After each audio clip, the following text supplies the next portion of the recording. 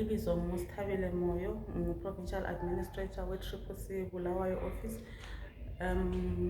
Uhlelo osoluphunyiswe yiZEC ole voter roll inspection yamabizo. Thina njengebandla sikubona kuyinto enhle ukuthi yenzakale. Esesikwenza njengebandla sizama ukukhuthaza izihlali zabo Bulawayo ukuthi ziye inspect amabizo abo. Sizabe silohlelo njengebandla uhamba sikhuthaza abantu emalokishini. Sizayenza esikuthi ngama-flyers esahamba sibanikeza abantu ezindlini ukubana baphume ngobuningi babo baye-check-a amabizo abo ukuthi akhona ku-voters roll.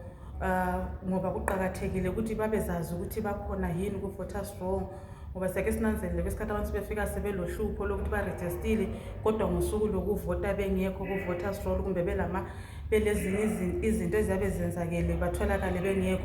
So sithi abantu bonke kabaphume ngobuningi babo baye-check-a amabizo abo physically kuma-points ayabe efakiwe yiZEC ukuthi ba-check-e ukuthi bakhona ku-voters roll.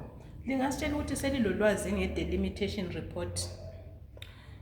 Nge-delimitation report ulwazi silalo kodwa not olugcweleyo.